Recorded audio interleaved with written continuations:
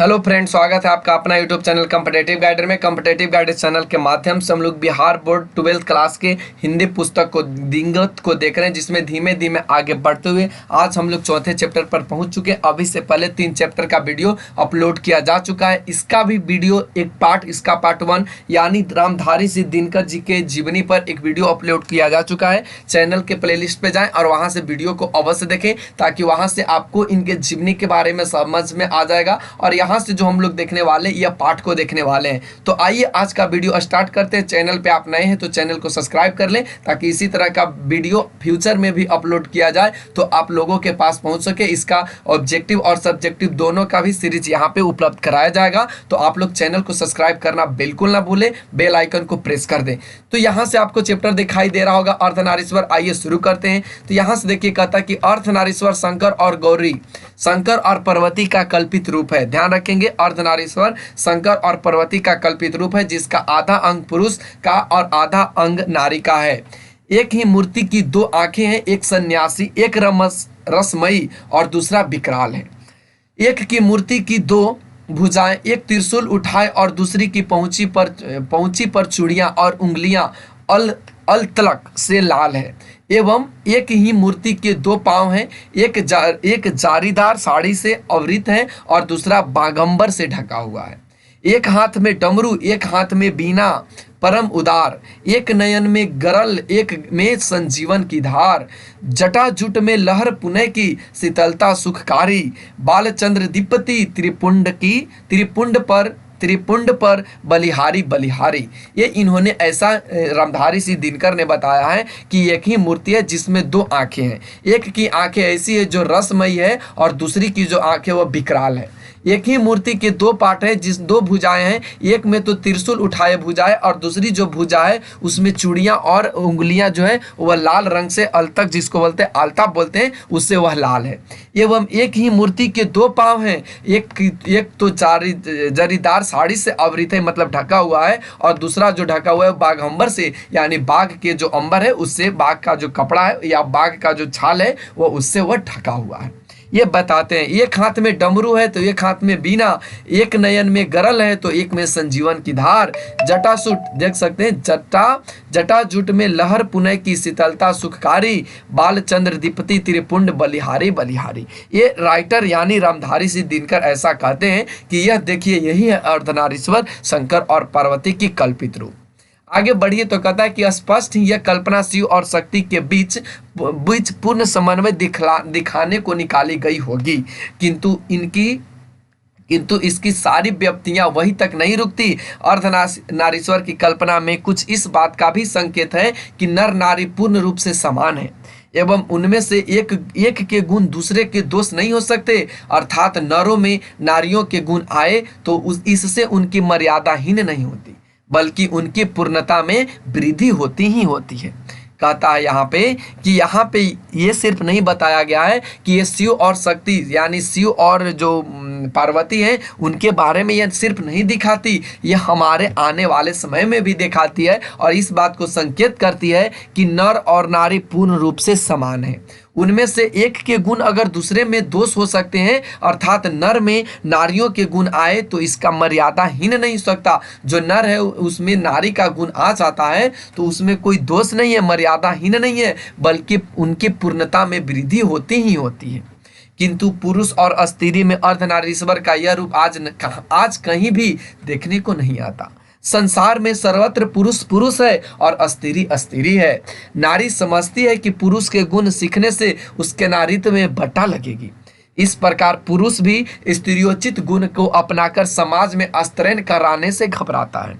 स्त्री और पुरुष के बीच के एक प्रकार का विभाजन हो गया है, तथा विभाजन की रेखा को लांघने में नर और नारी दोनों को भय लगता है। यहाँ से लेखक बताना चाहते हैं, राइटर बताना चाहते हैं कि किंतु आज जो है, आज स्त्री और पुरुष में अर्धनारीश्वर रूप देखने को कहाँ मिल रहा है, कहाँ ऐसा हो रहा है? क्योंकि आज संसार में पूरे वर्ल्ड में एक बात करें तो जो पुरुष है वह सभी जगह पुरुष है, स्त्री है वह स्त्री है। नारी समझती है कि हम पुरुष का गुण क्यों सीखें? अगर हम पुरुष का गुण सीख जाएंगे तो जो मेरा नारी का गुण है, नारीत्व का जो गुण है, उसमें बट्टा लग जाएगा, उसमें कमी लग जाएगी, उससे हानि हो जाएगी। और ठीक उसी प्रकार पुरुष भी सोचते हैं कि अगर मैं स्त्री का गुण सीख लूं या स्त्री का गुण समझ लूं तो मेरे अंदर स्त्रैण यानी कि स्त्री का गुण आ जाएगा, जिससे हमारा समाज में कोई वैल्यू नहीं रह जाएगा, समाज में हमको सब नीचे नजर से देखेंगे। और इसी विभाजन रेखा को लांघने में नर और नारी दोनों क्या है, दोनों को भय लगता है, ऐसा लेखक बताते हैं। चलिए आगे के पॉइंट्स पे बढ़िए। तो यहाँ कहता है किंतु ऐसा लगता है कि गुणों का बंटवारा करते समय पुरुष ने नारी से उनकी राय नहीं पूछी, अपने मन से उसने जहां चाहा नारी को बिठा दिया। स्वयं तो वह वृक्ष बन बैठा और नारी को उससे लता बना दिया। स्वयं तो वह वृंत बन गया और नारी को उससे कली मान लिया। तब से धूप पुरुष और चांदनी नारी रही, ग्रीष्म नर और वर्षा मदा रही। विचार पति और भावना पत्नी रही। जहां भी कर्म का कोई क्षेत्र है, अधिकार की कोई भूमि है और सत्ता का कोई सीधा उत्स है, उस पर कब्जा नारी का नहीं नर का माना जाता है। आप यहाँ से समझिए, बहुत इंपॉर्टेंट यहाँ से ऑब्जेक्टिव छटेगा पॉइंट्स को।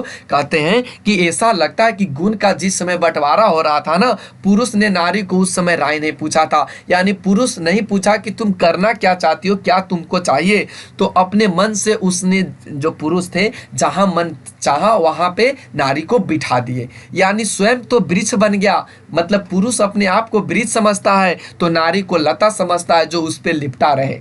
स्वयं को वह वृंत समझता है और नारी को कली, मतलब स्वयं को अपने आप को वह क्या समझता है कि हम वृंत हैं और नारी जो क्या है वह कली है। तब से धूप पुरुष और चांदनी नारी, मतलब जब पुरुष है ना उसको धूप कहा जाता है और चांदनी किसको कहा जाता है, नारी को। यानी पुरुष के बिना नारी की कोई विकल्प है ही नहीं। ग्रीष्म नर है यानी गर्मी नर है, तो वर्षा कौन है, मदा है, यानी वर्षा नारी हो गई। विचार पति की है और भावना पत्नी की रहेगी। जब भी कर्म का कोई क्षेत्र रहा, कोई भी काम का क्षेत्र रहा, कोई भी अधिकार का क्षेत्र रहा, कोई भी सत्ता का क्षेत्र रहा, तो उस पर नारी का कब्जा बिल्कुल नहीं होगा। वहां जो भी रहेगा वह कौन रहेगा, पुरुष ही रहेगा, पुरुष ही प्रधान होगा। यह ऐसा इसमें लेखक बताने की कोशिश कर रहे हैं कि किस तरह से आज के डेट में अर्धनारीश्वर देखने को मिल रहा है। आगे बढ़िए तो कहता है यहाँ से कि नर है विधाता का मुख्य तंतुवायक जो वस्त्र बुनकर तैयार करता है, नारी का काम उस वस्त्र पर छोटे छींटे डालना है। नर है कुदाल चलाने वाला बलशाली किसान जो मिट्टी तोड़कर अन्न उपजाता है, नारी का काम दोनों को अरोचना परोचना है। आप देख सकते हैं यहाँ से, नर है नदियों का बेगमय प्रवाह, नारी उसमें लहर बनकर उठती गिरती रहती है। सिंहासन तो वस्तुतः राजा के लिए होता है, रानी उसके वांगमंग की शोभा मात्र है। सत्य और राजा की ग्रीवा और विशाल वृक्षो देश है। रानी उन पर मंदार हार बनाकर या बनकर झूलने के लिए है। राजा काया और रानी छाया के प्रतीक है। सत्य का साकार रूप तो राजा ही होता है। रानी है कल्पना की रंगीन जाली और सपनों की मीठी मुस्कान जो जीवन में उतरती तो वाह वाह और नहीं उतरती तो वाह वाह। कहावत चल पड़ी है, पुरुष अनेच्छे दिवसेर ज्वाला तप्त रौद्र दा, कामिनी अनेच्छ यामिनी शांति अस्मिरन वारिवाह। इसका मतलब समझिए, कुल टोटल पॉइंट्स यहाँ से हम लोग समझे तो कहता है ना कि नारी जो है, नर है कुदाल, मतलब जो काम करके बलशाली, जो काम करता है, जो बल में ज्यादा शक्तिशाली हो वह पुरुष है। वह किसान है जो मिट्टी को तोड़कर अन्न उपजाता है। नारी का तो सिर्फ दो ही काम है, अरोचना और परोचना। उसको किस तरह से संजो कर रखना है यह सिर्फ नारी का काम है। नर है नदियां का बेगमय प्रवाह, यानी नर चाहे तो कभी किसी जगह वह मुड़ सकता है, लेकिन नारी उसका लहर बनकर उठती और गिरती है। यानी जब पुरुष चाहे तो उसको ऊपर गिरा सकता है, जब पुरुष चाहे तो उसको नीचे बैठा सकता है। सत्य है सिंहासन तो वस्तुतः राजा के लिए बना है ना, रानी उसके लिए वांग्मय की शोभा मात्र है। यानी रानी सिर्फ उस पे शोभा कर सकती है, उस पे बैठकर शोभा कर सकती हैं, लेकिन सिंहासन जो मूल रूप से बना है वह राजाओं के लिए बना है, पुरुषों के लिए बना है। सत्य है राजा का ग्रीवा और विशाल वृक्षोदेश, रानी उस पर मंदार का हाल बनकर झूलती है। यानी रानी का सिर्फ काम है कि वह उस पर क्या करे, तो सिर्फ झूला झूले। आगे की ओर बढ़िए तो आप देख सकते हैं अगले पॉइंट्स में। आगे बढ़िए तो यहां से देखिए कहता है रानी कल्पना भी नहीं कर सकती है कि रंगीन जाली और सपनों की मीठी मुस्कान जो उसने उतारी, अगर उतार दी रंगीन कल्पना और जाली तो वह उतार दी भी फिर भी वह भावा, और नहीं भी उतारी फिर भी भावा। कहता है कि पुरुष अनिच्छे दिवसेर है, मतलब पुरुष जो है वह दिवसेर है, जिधर चाहे उधर चल सकते हैं, लेकिन वही कामनी अनिच्छे यामिनी शांति अस्मिरन वारिवा। दिवस की ज्वाला है, देखिए यहाँ पे इसका अर्थ समझाया गया है कि दिवस की ज्वाला और तप्त धूप ये पुरुष की लाई हुई चीजें हैं। दिवस की ज्वाला और तप्त धूप ये पुरुष की लाई हुई चीजें हैं। कामनी तो अपने साथ यामिनी की शांति लाती है, जो कामनी है ना अपने साथ क्या लाती है, यामिनी की शांति लाती है। किंतु कवि की यह कल्पना झूठी है। यदि आदि मानव और आदि मानवी आज मौजूद होते तो ऐसी जो कल्पना है से सबसे अधिक आश्चर्य उन्हें ही होता, और वे कदाचित कहते भी कि आपस में धूप और चांदनी का बंटवारा हमने नहीं किया था, हम तो साथ साथ जन्मे थे तथा धूप और चांदनी में, वर्षा और आताप में साथ ही घूमते भी थे, बल्कि आहार संचय को भी हम साथ साथ ही निकलते थे। अगर कोई जानवर हम पर टूट पड़ता तो हम एक साथ उसका सामना भी करते थे। उन दिनों नर बलिष्ठ और नारी इतनी दुर्बल नहीं थी। न आहार के लिए ही एक को दूसरे पर अवलंबित रहना पड़ता था। नारी की पराधीनता तब आरंभ हुई जब मानव जाति ने कृषि का आविष्कार किया, जिसके चलते नारी घर में और पुरुष बाहर रहने लगे। देखिए यहाँ से हम आपको समझाने की कोशिश करते हैं। कहता है कि अगर कवि का जो यह कल्पना बिल्कुल झूठी है, यदि हम लोग आदि मानव की बात करें तो उस समय की बात करें तो उस समय वे अगर अभी के समय में वे कदाचित रहते तो वे ये चीज कहते कि आपस में हमने धूप का बंटवारा और चांदनी का बंटवारा हमने नहीं किया, क्योंकि जब हम लोग जन्मे थे तो ये दोनों मेरे साथ थे, यानी धूप और चांदनी में भी हम लोग साथ में जन्मे। वर्षा और जो आताप चल रहा था, यानी वर्षा करने का मतलब वर्षा के दिन और आताप के मतलब लू लहर भी चल रहा था, उस समय भी हम लोग साथ साथ घूमते थे। अगर कोई जानवर भी हम लोगों पे टूटता था ना तो हम स्त्री और पुरुष दोनों मिलकर उसका सामना करते थे। बताइए जरा, उन दिन कोई नर बलिष्ठ नहीं था, यानी नर के अंदर वह बल नहीं था। नारी क्यों दुर्बल थी उस समय। आहार के बात तो छोड़ो, यहाँ तक कि एक दूसरे पर आलम्बित रहना पड़ता था। तो क्या उस समय नारी दुर्बल नहीं थी? यह इस पे बताया गया है इस चैप्टर में अर्धनारीश्वर में। आगे बढ़िए तो कहता है कि यहाँ जो नारी की बंटवारा हुई नारी और पुरुष में, यह कृषि का देन है। जिस समय से कृषि का विस्तार हो जाता है उस समय ऐसा हुआ कि नारी को अब घर में रहना चाहिए और पुरुष बाहर रहने लगा। यहाँ से जिंदगी दो टुकड़ों में बट गई। घर का जीवन सीमित और बाहर का जीवन निस्सीम होता गया, एवं छोटी जिंदगी बड़ी जिंदगी के अधिकाधिक अधीन होती चली गई। नारी की पराधीनता का यह संक्षिप्त इतिहास है। यह नारी का जो है वह संक्षिप्त इतिहास यहाँ से आपको बताया गया है। आगे बढ़िए तो देखिए यहाँ से कहता है नर और मादा पशुओं में भी थे। नर और मादा पशुओं में भी थे, पक्षियों में भी, किंतु पशुओं और पक्षियों ने अपनी माताओं पर आर्थिक व्यवस्था नहीं ला दी, लेकिन मनुष्य की मादा पर यह पराधीनता अपने आप में लद गई, और इस पराधीनता में नर नारी से वह सहज दृष्टि भी छीन ली जिससे नर पक्षी अपनी मादा को या मादा अपने नर को देखती है। कृषि का विकास सभ्यता का पहला सोपान था। आप ध्यान रखेंगे, कृषि का जो विकास था वह सभ्यता का पहला सोपान था, किंतु इस पहली ही पीढ़ी पर सभ्यता ने मनुष्य से भारी कीमत वसूल कर ली। आज प्रत्येक पुरुष अपनी पत्नी को फूलों सा आनंदमय भार समझता है, और प्रत्येक पत्नी अपने पति को बहुत कुछ उसी दृष्टि से देखती है जिस दृष्टि से लता अपने वृक्ष को देखती है। इस पराधीनता के कारण नारी अपने अस्तित्व की अधिकारिणी नहीं रही। उसके सुख और दुख, प्रतिष्ठा और अप्रतिष्ठा, यहाँ तक कि जीवन और मरण पुरुष के मर्जी पर टिकने लगे। उनका सारा मूल इस बात पर जा ठहरा कि पुरुषों को उनकी कोई आवश्यकता है या नहीं। इसी से नारी की पद मर्यादा प्रवृत्ति मार्ग के प्रचार से उठती और निवृत्त मार्ग के प्रचार से गिरती है।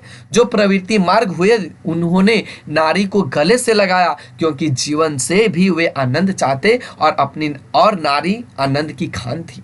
देखिए हम यहाँ पे आपको समझाने की यहाँ से करते हैं कि क्या पुरुष और महिला यानी नर और मादा पशु और पक्षी में नहीं थे, उसमें भी थे या उसमें भी हैं।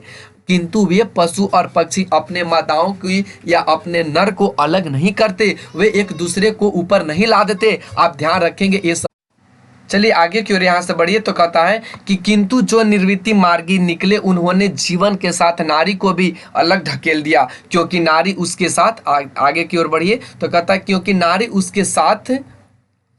नारी उसके किसी काम की चीज नहीं थी। प्राचीन विश्व में जब व्यक्तित्व मुक्ति की खोज मनुष्य जीवन की सबसे बड़ी साधना मानी जाने लगी, तब झुंड के झुंड विवाहित लोग संन्यास लेने लगे और उनकी अभागिनी पत्नियों के सिर पर जीवित वैधव्य का पहाड़ टूटने लगा। जरा उन आंसुओं की कल्पना कीजिए जो उन अभागिनियों की आंखों में बहते होंगे, जिनके पति परमार्थ लाभ के लिए उनका त्याग कर देते थे। जरा उस बेबसी को भी ध्यान से लाइए जो इस अनुभूति से उठती होगी कि आखिर जो संन्यास लेता है वह निष्ठुर है, कायर है और कठोर नहीं, बल्कि पुण्यात्मा, साहसी और शायद सबसे बड़ा वीर है। और हाय री नारी जो इस परिस्थितियों की से हार कर स्वेच्छाएं अपने आप को सचमुच ही पुण्य की बाधा और पाप की खान मानकर पछाड़ खाकर रह जाती थी। बुद्ध और महावीर ने कृपा करके नारियों को भी भिक्षुनी होने का अधिकार दिया था, किंतु यह अधिकार भी नारी के हाथ सुरक्षित न रह सका। जैनों के बीच जब दिगंबर संप्रदाय निकला, तब धर्माचार्य नारियों की भिक्षुनी होने वाली बात से घबरा उठे और धर्म पुस्तक में उन्होंने एक नए नियम का विधान किया कि नारियों का भिक्षुनी होना व्यर्थ है, क्योंकि मोक्ष नारी जीवन में नहीं मिल सकता। नारियां घर में ही रहकर दान पुण्य करें और उस दिन की प्रतीक्षा करें जब उनका पुत्र पुरुष योनि में होगा।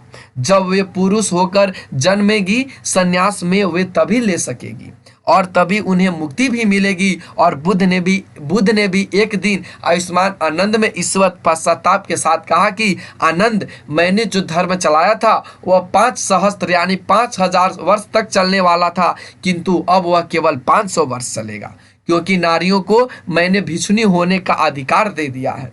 धर्म साधक महात्मा और साधु नारियों के भय खाते थे। विचित्र बात तो यह है कि इनमें से कई महात्माओं ने ब्याह भी नहीं किया और फिर नारियों की भी निंदा की। कबीर साहब का एक दोहा मिलता है, नारी तो हम हूँ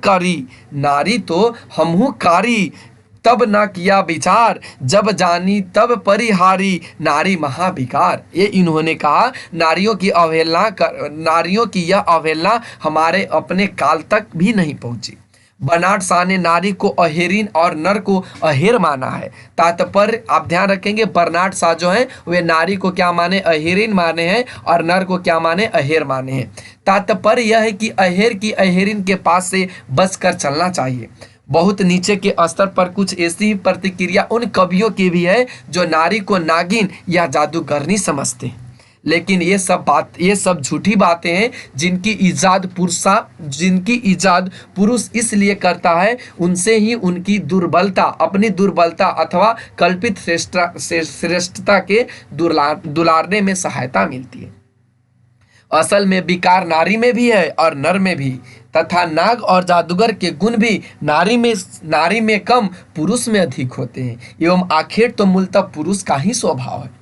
तो ये यहाँ से बताए गए कि नारी का कैसा स्थिति रहा।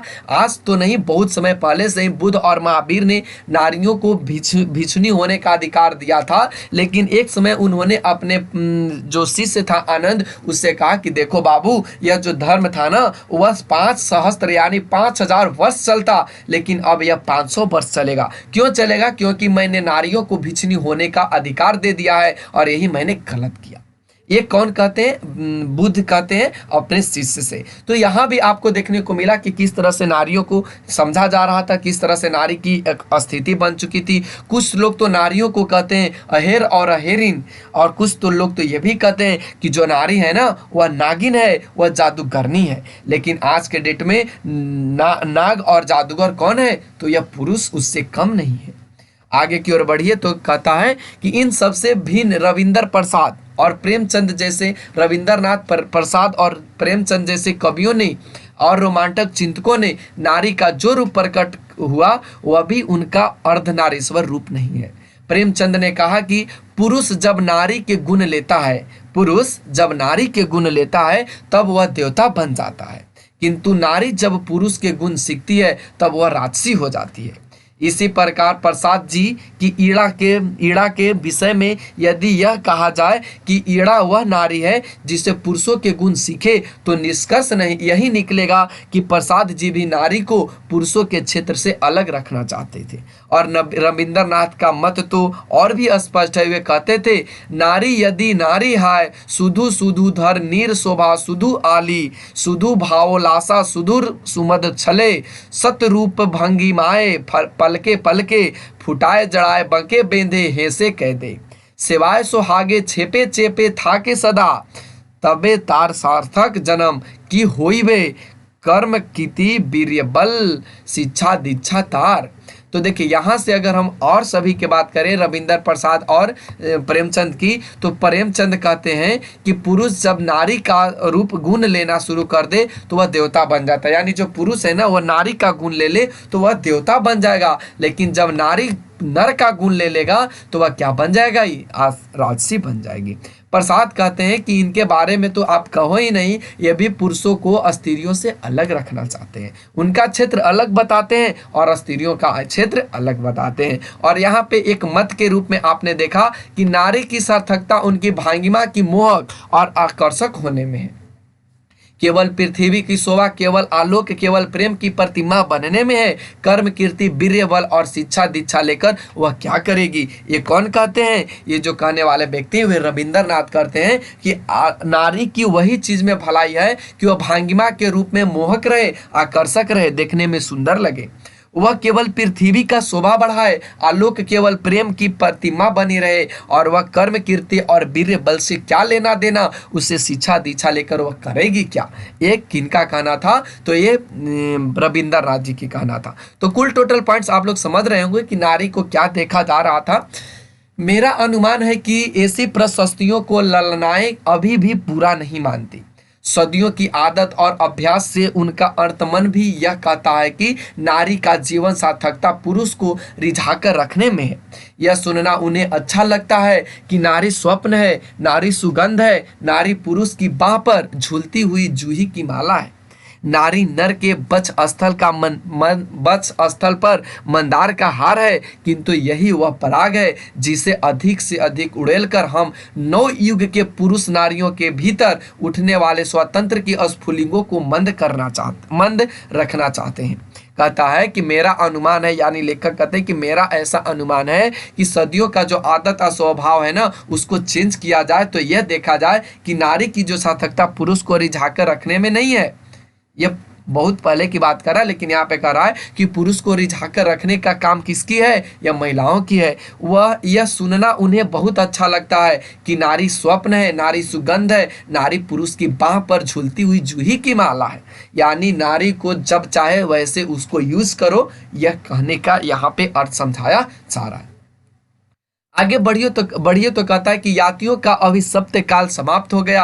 अब नारी विकारों की खान और पुरुषों की बाधा नहीं मानी जाती। वह प्रेरणा का उद्गम, शक्ति का स्रोत और पुरुषों की क्लांति की महाऔषधि से उठी है। फिर भी नारी अपनी सही जगह पर पहुंची है। पुरुष नारी से अब यह कहने लगा है कि तुम्हें घर से बाहर निकलने की क्या जरूरत है। यानी पुरुष नारी से अब कहना ऐसा शुरू कर दिया है कि बताओ तुम्हें घर से बाहर क्यों जरूरी है निकलना, कमाने को तो मैं अकेला काफी हूँ, तुम घर बैठे खर्च किया करो। किंतु इतना भी यथेष्ट नहीं है। नारियों को यह सोचना चाहिए कि पुरुष ऐसा कहता क्यों है। स्पष्ट ही इसलिए कि नारी को वह अपनी कीड़ा की वस्तु मानता है, आराम के समय अपने मनोविद का साधन समझता है। इसलिए वह नहीं चाहता कि आनंद की इतनी अच्छी मूर्ति पर थोड़ी सी धूल या थोड़ी सी धुएं का धब्बा लगे। यानी कहता है ना, यहाँ से बहुत अच्छे समझाया गया है कि पुरुष यह चाहता है कि स्त्री को, अपनी नारी को या पत्नी को, कि तुम घर से भैया निकलना क्यों चाहते हो, क्या तुम घर के अंदर बैठे बैठे खर्च करो, यह तुमको अच्छा नहीं लगता। लेकिन यह नारी को सोचना चाहिए कि आखिर पुरुष मुझे ऐसा क्यों कहते हैं, पुरुष लोग क्यों मुझे ऐसा समझते हैं। तो नारी को अपना यह समझना चाहिए कि पुरुष अपने आप को यह बलशाली समझते हैं और हमको कीड़ा की वस्तु, कीड़ा करने का मतलब खेल की वस्तु समझते हैं। जब मन करे उसको खेलो और जब मन करे उसे छोड़ दो। तो ये इनको समझना चाहिए। और वह चाहते हैं, पुरुष चाहते हैं कि जो मूर्ति के जैसा तुम हो, इस पर थोड़ी सी कोई धूल या थोड़ा सा कोई धब्बा न लगे, और इस रूप से तुम क्या करो, सिर्फ अपना स्त्री का ही रूप धारण किए रहो।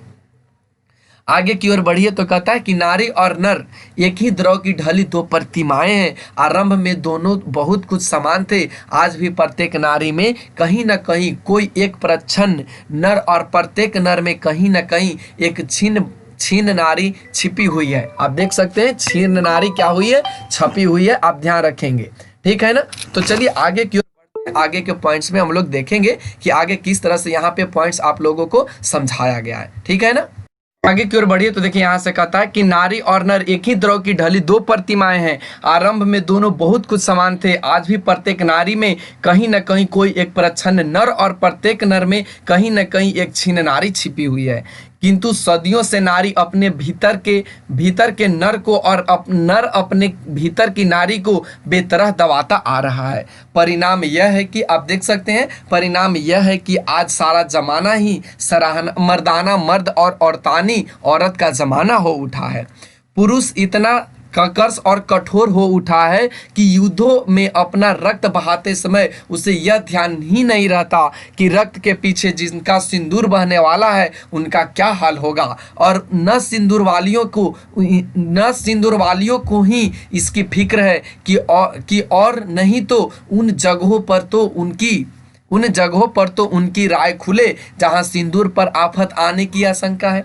कौरवों की सभा में यदि संधि की वार्ता कृष्ण और दुर्योधन के बीच न होकर कुंती और गंधारी के बीच हुई होती तो संभव था कि महाभारत नहीं मचता। किंतु कुंतिया और गंधारियां तब भी निश्चेष्टा थी और आज भी निश्चेष्ट हैं, बल्कि द्वापर में कलिकाल तक पहुंचते पहुंचते वे अपने भीतर की नरता का और भी अधिक दलन कर चुकी है। जहां कहीं फूलों का प्रदर्शन और रेशमी वस्त्रों की हाट है, नारियां अपने मन से वहीं जमा होती हैं। जिन कांडों से फूलों के बाग उजड़ते और रेशमी वस्त्रों के बाजार जलकर खाक हो जाते हैं, उनके संचालन और नियंत्रण का सारा भार उन्होंने पुरुषों पर डाल रखा है। आधी दुनिया उछलने कूदने, आग लगाने और उससे बुझाने में लगी है, और आधी दुनिया फूलों की सैर में है।